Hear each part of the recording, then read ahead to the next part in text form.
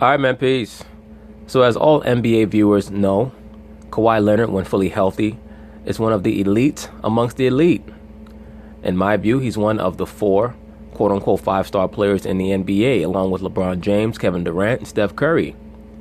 Well, it seems as though the Lakers understand that as well, because according to new reports, they will be pursuing a trade for Kawhi Leonard in the offseason. So, of course, they're going to talk about it. I'm going to chime in. There are clearly problems between Kawhi Leonard and the Spurs, and the Lakers seem to be poised to take advantage of it. An NBA executive told the Sporting News that the Lake Show will go hard. Kawhi always looked like he's just coming off a bender. Kawhi looked like he just came from the bar. For the Spurs star this offseason, Los Angeles has the pieces in cap space to make it happen. Max, before I get into this with you, Stephen A., I was told you're going to my alma mater today. I will be. Stores, Connecticut? I'm heading to Stores, Connecticut next coming. Why else would I be in Bristol on a Friday afternoon? Oh, it's been a great show. Maybe you should be here on Fridays. It's been a great show no matter where I'm at. The bottom line is this. No matter where we are. Yeah, well, you go ahead and lie. You go ahead and lie. Listen, here's the deal. I will be in Stores, Connecticut tonight. Yeah, you are. At the Georgia. Are you going to go to Huskies after? I don't know yet. I'm entertaining the possibilities. I have to speak at the Jorgensen Center tonight near the Performing Arts. Yeah. The only husky Stephen A. Smith is concerned with are them husky bitches he's always trying to lay down with, allegedly. Stephen A. want them thick and furry, just like them Connecticut Huskies. Students there 9 o'clock tonight on the campus of UConn. I am looking forward to it. That's awesome. I mean, why aren't you not coming? Why are you not coming? I'm not as big time as you. To your alma mater. They were like Molly or Stephen A. We want Stephen A. A-lister, right? Come on, Steve. It's a Friday night. Molly can't make it. She has to catch a train. But I could fill in if you can't make it. Hey, keep that in mind. But I will be there. Okay. I will be there. Very cool. I hope you have fun. Is Kawhi the player the Lakers should be going after? Yeah. Well, I agree with Max Kellerman. But before he expounds, let me say, Magic Johnson has to be very careful because he is thirsty by nature. He's the type of dude that will give up way too much for Kawhi Leonard. Yes. Now, he's not a free agent. So you got to give up stuff for him and then sign him. Are you willing to pay that premium? Well, if it was Kuzma and Ingram as the centerpiece of a deal, I would pause. But if it's Kuzma or Ingram, and you got to give him other stuff, and then you also got to pay him, the answer would still be yes. Because what we see in the NBA is if you're serious about being a championship team, you need one of those guys. Yes, but let's be for real. The Lakers picking up Kawhi Leonard is not going to be any type of notification that they have serious championship aspirations. It's more going to be Magic Johnson trying to make a splash to show that we're back. Magic is infatuated with trying to create or generate some type of a renaissance for the LA Lakers. I just don't think that Kawhi Leonard is Lakers material in regards to his persona. They're going to expect him to get in front of the camera, get on the microphone, and be a pitch man for the franchise, and that's just not him. And by one of those guys, what I mean is, we can name them. Name them. Kawhi. It's exciting. LeBron. KD. Embiid or Simmons, someone like that. Maybe a guy like the Greek Freak. You need... Isn't it amazing how many of these so-called professional NBA pundits consistently forget Steph Curry? This guy had to pause after Kawhi, KD, LeBron, and then he mentioned Simmons and Embiid and then the Greek Freak without mentioning Steph Curry, two-time MVP, unanimous MVP, two-time world champion. Unbelievable. A transcendent talent. They need two of them. Yeah, right, and then you need a lot more. They have the room. Here's the... They don't just need two MVP caliber players. They have to make sure that their primary MVP caliber player that they acquire has a very outgoing personality. He has to be very effervescent because, as we all know, Kawhi is much more subdued. He's not going to want to be bothered with the LA media. Thing. Well, what about Paul George? If you can get Paul George to come, then maybe LeBron will come. LeBron's old already. LeBron will start declining. In fact, he already has on the defensive end. Can we stop with the LeBron's old because we're the same age? I hear that every day. Well, by basketball. Well, you don't have 15 years in the NBA running up and down. All right, but every day it's like 33 is the oldest thing ever in life. 33 is like... Well, Molly Karen, for you, 33 years old because you don't have any prospects for marriage. I mean, let's be for real. going to come a time very soon when you're going to go from someone who wants makeup on your face to someone who needs makeup on your face. We're just being real. Okay, and that happens so much to many of these quote-unquote liberal women. And I believe that I did a video where I mentioned a sentiment like that, where the woman hits different barriers, she hits different milestones in her life that are very traumatic for her, because the woman, particularly the liberal woman in this society, they live from the outside in. Whereas men who've been raised to appreciate the masculine principle, they live from the inside out. They're not concerned with the exterior as much as the woman is, because she understands that as she physically depreciates, that lowers her chances for attention, that lowers her opportunities for any type of long-lasting relationship, because for the most part, what normally initiates the rapport between the man and the woman? The woman's looks. And of course, the man has to be found attractive to the woman, but the woman is much more likely to get with a man for reasons other than his external appearance, especially as they get older, because they're looking for other things. The man, for the most part, is looking for a woman who's going to be attractive. And then on top of that, if you've been trained and instructed properly, you're looking for other qualities that are even more essential than looks. But the looks are like the knock on the door. The other qualities are like when you walk into the house, you want to see the decor, how the home is constructed. The primary thing is that the female has to respect the masculine principle. She has to appreciate manhood and not try to denigrate it. But as you can see right here, as the modern liberal woman hits her early 30s, she can already see her quick depreciation approaching, particularly if she has not been locked down by a man. That's why she got so sensitive about that topic. And I told you brothers this, after the woman hits 35, she knows that that's her last little stretch of being able to reel men in. And then by 40, they're trying to act mature, but they don't truly start to mature until about 45 years old. And sometimes people get upset with me for saying that. It is what it is. Like 53 in life. Check with me when you get to be 44, okay? Or 50. Let me tell you about old. The point is that... That's not old, Max Kellerman. Men mature, women age. I'm just playing. Allegedly. But you know, men and women are like grapes. The man turns into wine, the woman turns into an old raisin. I know people getting mad right now. It's okay. I'm just playing. Allegedly, I'm playing. LeBron's getting older. Do you really want to mortgage your whole future to first try to get Paul George and then LeBron? Because I have news for you. Paul George is a lot like Kawhi. He's an excellent two-way player. He's not quite one of those guys. I don't think Paul George, you look at him, go slam dunk, that's the best player on a championship team. But we already know Kawhi can be the best player on a championship team. Well, we know that Kawhi can be the best player on a championship team when there's a very intricate system that's designed to not put the onus on him to have to score 30 points a game. That's what we know about Kawhi. Kawhi has yet to prove that he can single-handedly lead a team to an NBA championship. He's won one NBA Finals MVP in 2014, and he's not your normal NBA Finals MVP. As evidenced by his Finals MVP, and I consider him, when healthy, the second best player in the league. Yeah, so does MJ. Right. So if you have a chance to get Kawhi, he is qualitatively different than even the Paul Georges of the world, as Stephen A. would say. Yes, Kawhi is like another level above Paul George. They're the same style of player, but Kawhi pretty much takes everything that Paul George does, and he does it a level higher. You absolutely have to look at it. He's also 2 years younger than Paul George. He's 26 years old and about to be, if healthy, the best player in the game. Upside. And he's from there. Here's my deal. Okay. Kawhi Leonard as a talent is a superstar when healthy. His coming out party was last year. Even though he won the Finals MVP, he scored some points. He defended against LeBron. He had Tim Duncan, Manu Ginobili, Tony Parker, and everybody else. They had a well-oiled machine, and they were avenging the previous loss in the Finals to Miami when Ray Allen hit that jumper in Game 6 and LeBron had 37 and 15 in Game 7. They came back the following year. D-Wade wasn't 100% healthy, and they exploited the Miami Heat at every turn. They won a championship. He won NBA Finals MVP. He averaged, before this past season, he's averaged better than 20 a game, 21 and then 25 last year. In the playoffs, he averaged 27.7 on 52.5% shooting. But here's the problem. Went up in the first round, then after that they went up against Houston. Yeah. Then after that, Zsa Pachulia undercut him in game 1 of the conference finals.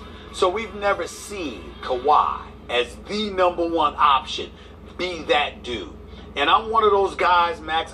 Well, we've never seen Kawhi as the number 1 option be that dude in regards to leading his team to a championship.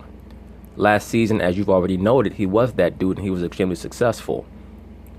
He showed in last year's playoffs, prior to getting hurt, that he was willing to lead his team on the court. The real issue is that in a large market like LA, is Kawhi willing to act as the liaison between his team and the media? I believe that the answer is no. And I think that that would be the major issue in signing him as your benchmark player. I think that you need to have a player who's not going to be necessarily on his level. So that's a LeBron, a KD, maybe even a Paul George, who's a level beneath him, who can act as an ambassador for the team, because he's not going to be willing to do that. At least I don't think. I don't think that he's ready for that. Max, I pay attention to locale. In LA, yeah, they want you to win. They want a show. They want that too. And even though I look at Kawhi, I look at everything. You got to look at the whole package. I agree, sir. And when I look at Kuzma and the way Kuzma, of course, Kawhi's worth more than all of them. But the problem is that I got LeBron and Paul George as free agents this summer. I got Kyrie Irving, Klay Thompson, Jimmy Butler, okay, a free agent next summer, okay? Let me say this. I did a video pertaining to Kyrie Irving if he was truly happy in Boston. Do I see him re-signing with Boston? Most likely. But would I be shocked if he left the Boston Celtics after next season? No, I would not. Kyrie Irving is an extremely curious dude. And when people are curious, they have no problem making changes in their life. Oftentimes, people who are exceptionally curious, they like to create semi-chaotic situations so that they can create an order out of that chaos and then do the same thing all over again. So don't be shocked if Kyrie leaves Boston. I mean, unless they win a title. And again, I expect him to re-sign back with that team, but would it shock me if he left? No, it wouldn't. Okay, so what I'm saying to you, and if I forget any name, forgive me. I'm just lost at the moment. But let me be very clear about what I'm saying. Any of those players you can get without giving up anybody. Just for the dog. And so what I'm saying is, now I have to ask myself this question. If I had the choice of getting any of those players without giving up anybody, or trading some of those players for Kawhi, I'm going to hold on to those players and try to get somebody else. Just let me tell you, that's what I'm going to do. I agree with you, Stephen A. Smith. I don't think that they need to push the button for Kawhi, but once again, Magic Johnson is not hungry. He's thirsty. And one of the quotes that I like that Molly Karam stated recently is that it's good to be hungry, but it's not good to be thirsty. I agree with that. And Magic is thirsty. That's why he oftentimes gets himself caught up in unnecessary drama involving himself and the NBA league office, where he's mentioning other players and he just lets his mouth run a little bit too much. And I think that it's going to result in him making a trade that he does not need to make, because the Lakers are not going to be championship ready next season anyway. So why make a big trade where you'd lose a lot of your assets? Doesn't make sense. With you, but there are some players who I think give you such a premium. The same reason, like Molly, we talk about we want the Giants to draft Saquon Barkley. Yeah. Some players, even though you can approximate their value with others, extra, they give you a premium that others simply don't. And here are the following players I would actually give stuff up for and then give the money, instead of just getting an approximation of them that I don't have to give stuff up for, Stephen A. Just give them the money. The players are Anthony Davis, Kevin Durant, Embiid and Simmons, the Greek Freak, Porzingis, if healthy, and Porzingis, come on, man. You got to be kidding me right now. And I did a video earlier in the NBA regular season where I stated, is Kristaps Porzingis the MVP? Because in the first month he was playing at an MVP level. But that is the distinction that is quickly made over the course of the NBA season. What we find out is that it's just like a horse race. When the horses break out at the start of the race, they all seem like they're going to win. But it's over the course of the race that differentiations are made between the great players and the good players. And right now, Kristaps is just good. He has to work on his body. He may just be someone who is going to be consistently suffering from injuries over the course of his career because he's so tall and gangly. But there's no way in the world that you can name him with Embiid and Simmons, who are the two brightest young lights in the NBA right now for their age. Of course, we also have Anthony Davis. We have the Greek Freak. But I think that the Greek Freak is clearly a level below Simmons and Embiid, if for no other reason. He does not have the ability to affect the game on the level that they do that results in wins and losses. But Porzingis, absolutely not. He's nowhere near on their level. He's at least a level below those other assets. And Kawhi, he is one of those guys. He's simply different, qualitatively different than everybody else. No one is questioning the value or the greatness of Kawhi Leonard, but we only saw him 9 games this year. We don't know how tricky this injury is from a personality perspective. Even though he himself doesn't say much, you can see how he's alienated his teammates and the coach, even though... In his mind, I don't believe that he's alienated his teammates and his coach. I think that he felt like he was just rehabbing until Greg Popovich decided that he was going to utilize the media as a proxy harassment agency against Kawhi Leonard. I think that he lost respect for Greg Popovich after that. And then when his teammates, quote unquote, decided that they were going to execute that intervention at the behest of Greg Popovich, he realized that he could not trust anyone. I think that Kawhi is a pretty straightforward person. He's rather transparent. If you're not someone that has nefarious leanings or someone who likes to consider yourself a manipulator, oftentimes people who like to manipulate, they look for complications where there should be none or where there are none. Because their mind is always working in a circuitous fashion. They think that everyone else's mind is working the same way, when oftentimes a good person is rather straightforward. Popovich is way too concerned with being a manipulator as opposed to just being a coach. And I think that it has led to the degradation of the relationship between himself and Kawhi Leonard. And I think that it will be irreparable, but we'll see. Though that may not be his fault. We don't know. I'm not trying to speculate about that. I simply don't know. All I'm saying is taking all of those things into consideration. If I got a bunch of young thoroughbreds that are showing up in LA, and I have the opportunity to add to that without giving any of them up, that option is something I'm going to pick over trading them for all these questions. Here's the other thing about a trade. That's what I'm going to do. If you work out a trade, you're not competing with everyone on the free agent market. So in other words, if you don't at least pursue the trade for Kawhi, because generally I'm with you on that principle, but in this case, if you don't pursue the trade for Kawhi, if you're just hoping to land Paul George in free agency and play this game of chicken with Paul George and LeBron James, hey, look, guys, we have all these interesting young players who are getting better. If one of you signs, the other will, you have a real good chance, better chance than not, of missing out on both. If you at least lure Kawhi and you still have either Kuzma or Ingram and you have cap space, now you actually have a better chance of having those dominoes fall in your favor. I'll tell you something right now. This is going to be unpopular, but I'll say it. I love Julius Randle and the spark that he's giving them off the bench. I love the development that Brandon Ingram, he was better than I thought he would be. Kuzma's untouchable. I'm holding on to Kuzma. I think Kuzma's going to be a star in the NBA. Are you ready? I think that Kuzma has the opportunity to be a guy who tops out at about 22 a game. I don't see that he does much else other than score. He is a very good scorer. But I mentioned this in a previous video. Oftentimes, rookies come into the NBA and they average 16 or 17 a game, and everyone thinks that eventually they're going to become a 28-point-per-game scorer. And there are players who come through the league that in their rookie season average 15.5 points a game or 16.5 points a game, and that's pretty much what they did for their whole career. And Kuzma just strikes me as one of those guys. I don't see him ever as being a potential alpha in the league, but you never know. But Max Kellerman does make a relatively relevant point. If they pull the trigger on the Kawhi Leonard deal and they're able to get the Spurs to bite early enough in the offseason, it's possible that can reverberate later on down the line and they could lure in a LeBron, because having Kawhi there would give LeBron the defensive help that he needs. He would not have to guard the opposing team's best player anymore. And it would also help Kawhi because LeBron could act as the liaison that we all know he loves to be. The only thing that LeBron loves more than extra strength Rogaine and Miami PEDs, allegedly, is to be in front of the camera. So I think that it will work out for both of them. Are you ready for this? Yeah. I would trade Lonzo. For who?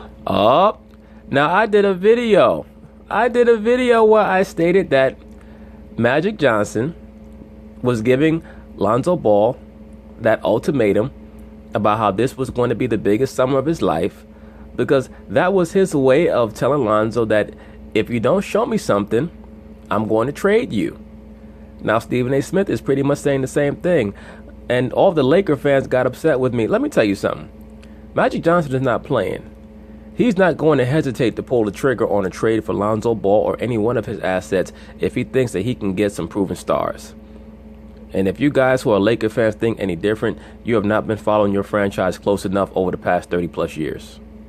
I would trade. I'm saying I would package Lonzo with an Ingram or Julius Randle. Me too. Get Kawhi. I would do that. So Me too. And a pick. So I understand. So what I'm saying. So what I'm saying to you is Alonzo and a Julius or a Brandon Ingram along with a pick or whatever for Kawhi Leonard. If I could get away with that, I would do that. The only thing I'm not letting go of Kuzma. Okay, I would even give Kuzma if I could hold Ingram. In other words, you could have whatever you want if I'm the Lakers, but you can't have Ingram and Kuzma. That's where I draw the line. No.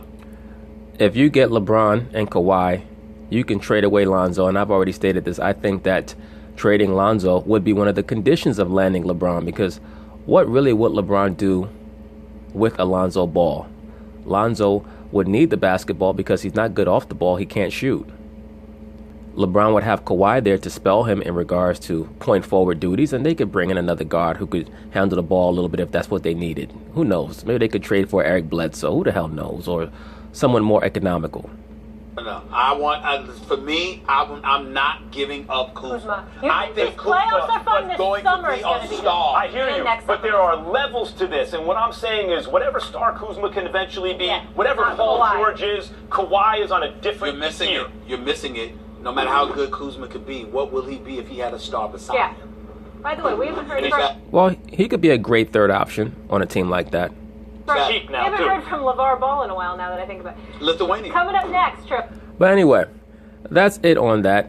I'm sure that we're going to hear about this story again, because the Lakers are going to make themselves major players for whoever they can get. They're going to throw a big fish net out into the open and see what fishes they can get caught up in their web. But anyway, peace.